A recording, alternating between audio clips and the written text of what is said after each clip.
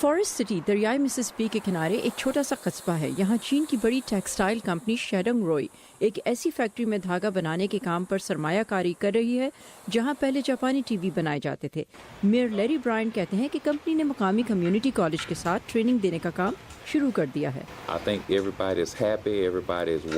میرے خیال میں سب خوش ہیں اور انتظار میں ہیں. اگر وہ کل لوگوں سے درخواستیں طلب کریں تو ہزاروں کی تعداد میں لوگ آئیں گے.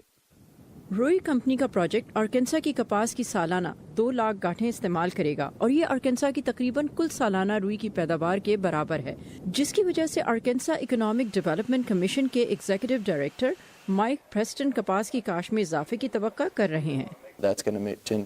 تو اس سے تبدیلی آئے گی، لوگ کمائیں گے، وہ بھی جو ان کے ساتھ کام کریں گے اور وہ بھی جو ان کے درمیان میں ہوں گے، مثلا کسان، مزدور، ٹرانسپورٹرز اور سامان کو فیکٹری تک لے جانے اور لانے والے. تو اس سے جڑے لوگوں کے لیے فوائد لامحدود ہیں. امریکہ میں کچھ چینی سرمایہ کاروں کو لیبر یونینز کی جانب سے کام کے ماحول میں فرق کی وجہ سے مشکلات کا سامنا ہے. آرکنسا کے گورنر ایسا ہچنسن اپنی ریاست میں تقریباً $2 ارب کی چینی سرمایہ کاری لائے ہیں.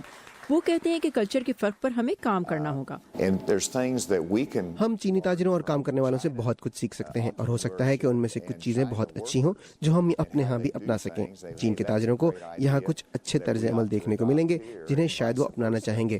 ایسے تبادلے دونوں جانب کے لیے اچھے ہوتے ہیں.